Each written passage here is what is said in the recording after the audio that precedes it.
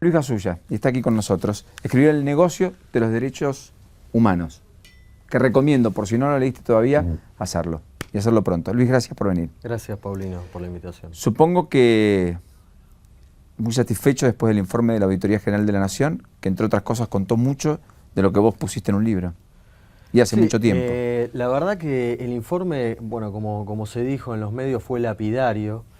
Hay mucha información, el informe hay que leerlo completo, es muy extenso, realmente es muy serio, más allá de lo que diga hoy. ¿Terminaste de leerlo vos? De gabinete.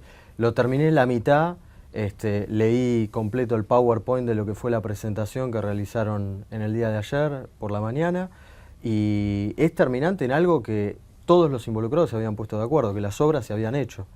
La Auditoría General de la Nación demostró que las obras nunca se terminaron, que el 30% fue las casas, las viviendas que finalmente sí se construyeron, que no hubo control, que no hubo licitaciones, que las adjudicaciones de las viviendas se realizaron de forma discrecional, que se manejaba la plata yendo a cheques de cuentas personales de varios de los involucrados. Entre ellos Pablo y Sergio Joclender. Entre ellos los hermanos Joclender, que hay 40 millones que no se saben dónde terminaron. 40 millones que no se pudo descubrir, sobre 500 millones auditados, ni siquiera los 1.200 y algo, sino sobre menos de la mitad, casi una tercera parte. 40 millones no se saben, un 10% no sé dónde está. No pudieron determinarlo, y el punto que la Auditoría General de la Nación, para lograr entender todo este combo, no se metió de lleno, porque bueno, no era su función. Ellos investigaron sueños compartidos, si las casas se hicieron, cómo y dónde fue a parar el dinero. Es que la fundación era una caja política, que la fundación es el gobierno, y que hay muchos gastos que no se pueden justificar porque son gastos políticos. Una campaña, la impresión de unos folletos para algún dirigente, la presentación de un libro. Por ejemplo, Jorge Capitanich presentó un libro en la Feria del Libro y la plata salió de la fundación. El mismo Capitanich que salió a despotricar contra el informe de la Auditoría General de la Nación esta mañana. El mismo Capitanich, y esto, si la justicia investiga, tiene que llamar a 2, 3, 4 personas involucradas y se los van a contar. ¿Cómo era el manejo? El manejo era como manejar la plata de una estancia o de un kiosco personal, como así se maneja la obra pública en la Argentina. Arreglaban con el Chaco y bueno, en una reunión privada, en confianza, el gobernador en aquel entonces, Capitanich, pedía, bueno, quiero presentar mi libro de gestión, ¿podrá hacer algo la fundación? No es lo mismo presentar un libro, por dar un ejemplo, ¿no? Un ejemplo pequeño, con el respaldo de una provincia, que presentarlo con el respaldo de la fundación, de las Madres de Plaza de Mayo, de Eve de Bonafini, sentarse al lado. Por eso a todos les convenía construir con sueños compartidos.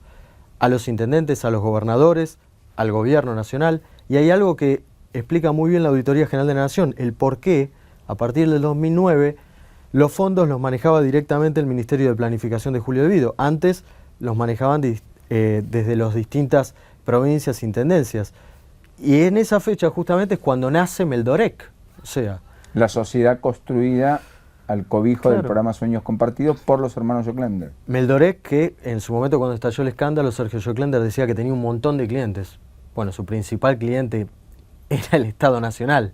O sea, el Estado le daba plata a una empresa constructora y a una fundación que la misma persona manejaba las dos cosas. Raro. Impresionante. A ver, ayer el informe demostró que sobre 5.000 viviendas solo se entregaron menos de 800. Exacto.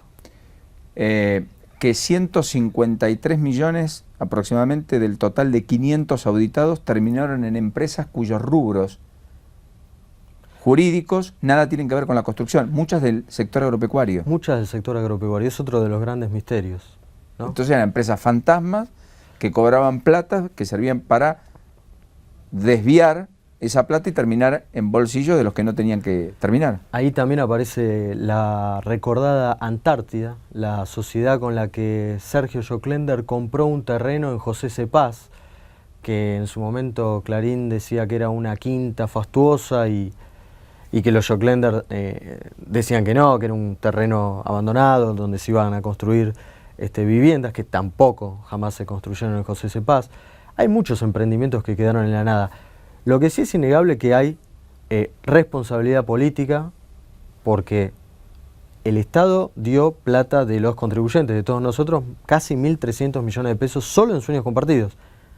Después está la plata que recibe por pauta oficial la Radio de las Madres, la plata que recibe la Universidad Popular de las Madres, que ahora se va a estatizar. El gobierno está muy preocupado con ese proyecto, ya se lo mandó a los diputados, senadores, para que en las primeras sesiones del Congreso se estatice formalmente esa universidad. Porque está desfinanciada, todo el aporte lo hace el gobierno nacional y están muy preocupados por la baja matrícula. Baja matrícula, sueldos de los docentes adeudados, y fundamentalmente hay que salvar a la Fundación, al prestigio de Eve Bonafini, y una deuda que es escandalosa. Hay cargas sociales que no se pagaron, deuda con AFIP.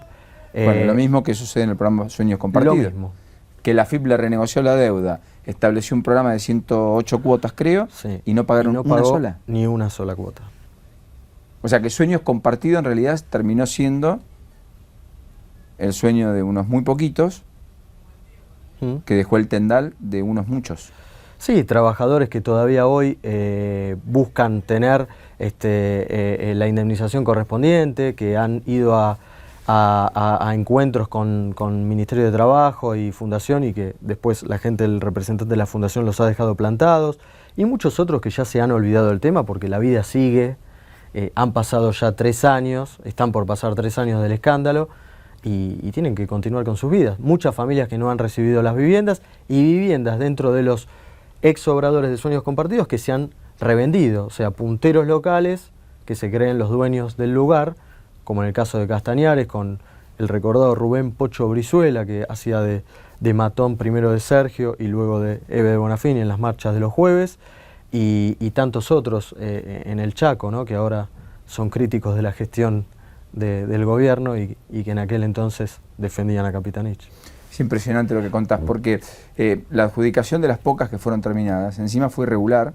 Muy irregular. Muy irregular, y ha terminado en la apropiación por parte de aquel al que se le adjudicó de manera irregular de una vivienda que no le correspondía y que después vendió, porque ni siquiera lo ocupó. Hay o sea, mucho ni tenía de eso. necesidad por ahí. Sí, la corrupción lamentablemente se da en todos los estamentos de la sociedad, en el Poder Ejecutivo, en los funcionarios de turno, y también la pequeña corrupción, ¿no? El puntero que hace negocio con una vivienda. Hace poco salió publicado una investigación de la Alameda en el que descubrieron que dentro del obrador de Castañares funcionan talleres clandestinos. Eso alguien revendió la casa. Si no, ¿cómo la puede...? ¿No hubo un control? ¿El Instituto de la Vivienda? Obrador de Castañares que terminó llevando adelante en cuanto a obras la Fundación, justamente a partir de este programa. El más importante, que manejó 151 millones de pesos y luego una nueva partida de 40 millones, casi salió 200 millones, que después ahí pasó a construir el movimiento Evita de Emilio Pérsico, que estuvo un poco tiempo y se fue. Lo mismo que hizo en Rosario. Lo mismo que hizo en Rosario, así es. Cuando estalla el escándalo se corre Meldorex, se va en Joclender, la Fundación dice nosotros nos abrimos, la definición de Bonafini y nosotros pagamos lo que debíamos y nos abrimos. El problema es que no explican qué hicieron con la plata que le dieron. El problema es ese, y tampoco le han explicado a las víctimas. Y después, ¿cómo se manejaban los trabajadores en aquel entonces? El clientelismo, el tener que ir obligados a marchas. Una persona muy cercana a Eve y a Sergio Joclender, muy cercana, me decía: ¿cómo no nos van a defender a nosotros, a la Fundación, si nosotros, cuando estaba Sueños Compartidos, le hicimos más actos a Cristina y a los funcionarios de turno que la Cámpora y el Movimiento Evita juntos? ¿Quién pagaba eso? Los actos. O sea, organizar, llevar a la gente, montar el sonido, la estructura, la logística, eso salía de la Fundación. Esa es plata que se gastaba para eso y no se gastaba para la construcción de viviendas. Ahora, todo muy lindo, Luis, y es impactante, digo todo muy lindo para poner un correlato de algo positivo. Es tan escandaloso que lo que sorprende es la justicia fue y vino, es decir, la justicia procesó, luego desprocesó, están todos libres, nunca fue a declarar como, nunca fue citada a indagatoria de Bonafini, corregime. Fue como testigo. Como testigo. Con Ollarvide, en una declaración que la leí y arroja muchísimas dudas que La verdad lo que declaró Eve, ni los abogados defensores la podían salvar, porque tuvo muchísimas incorrecciones y ahí hubo una interna muy fuerte con el resto de las madres. Se reunieron, lo arreglaron puertas adentro, pero varias de ellas dijeron, nosotros no podemos mentir en la justicia con la trayectoria que tenemos para salvar lo que no sabemos qué es.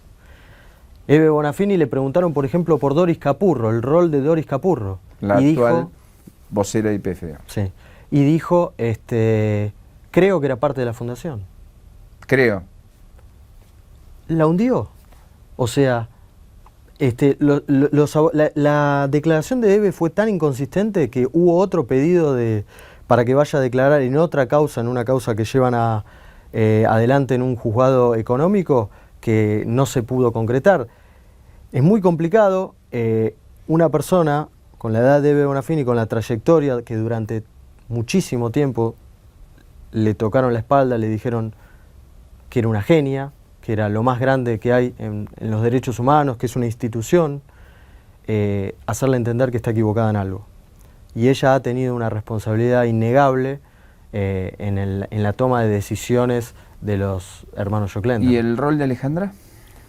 Y el rol de Alejandra no solo es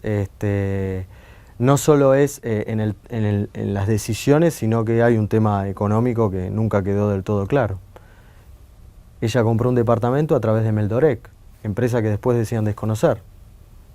¿Cómo compra a través de una empresa que dice no conocer un departamento donde vivía, no? Es extraño. ¿Vos crees que en el momento la justicia llega y que pagarán los culpables? Porque acá es mucha plata que terminó en lugares donde no debía terminar, sin ningún tipo de contralor, con responsables entre los que dieron y los que ejecutaron, en toda la cadena. Lo que pasa es que es una causa muy judicializada y también ideologizada. El gobierno o los medios cercanos al gobierno siempre dicen están atacando a las madres.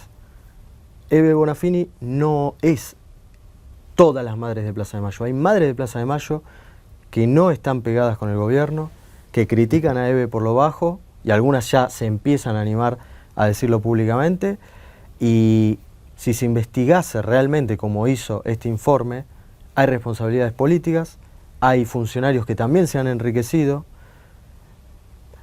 Por ejemplo, un funcionario que triangulaba la plata entre Capitanich y Sergio Joclender, pasó de no tener un auto a tener una 4x4, a tener un departamento último modelo. Jorge Franco se llamaba, manejaba un instituto creado especialmente para sueños compartidos. Hay ejemplos en todas las provincias. O sea, después está el rol de los intendentes. ¿Por qué se elegía construir en Tigre de Sergio Massa, en aquel entonces muy cercano al kirchnerismo, y no en Avellaneda, Ciudadela? Vicente López, San Isidro, no importa. Vicente López, San Isidro, justamente. Bueno, porque tenía que ser un intendente muy cercano al gobierno, con afinidad política, ideológica y demás. Ya de por sí ahí estaba la discrecionalidad, que no haya una licitación. ¿Nunca hubo una licitación dentro del programa Sueños Compartidos respecto a quién llevaba adelante las viviendas? No existieron licitaciones. El argumento de Joclender es, yo las hice y las viviendas que yo construí fueron las más baratas de todas por metro cuadrado. La Auditoría General de la Nación demostró que fueron las más caras por metro cuadrado. El argumento de Joclender, en su momento, recuerdo, estoy pasando revista de memoria, ayúdame Luis, fue decir, bueno, Meldorec lo que hacía era eficientizar el gasto. Es posible. Y unificaba criterios. Es posible. En Meldorec hubo varios funcionarios interesados. De hecho, uno de los implicados, esto después de que salió el libro me lo dice, en Meldorec los papeles que tiene Ollarvide es que había socios que estaban a punto o que llegaron a comprar acciones, funcionarios del gobierno. Porque era un negocio que lo querían tener muchos. ¿Por ejemplo? Amado Vudú. Es el caso Vudú. Amado Vudú.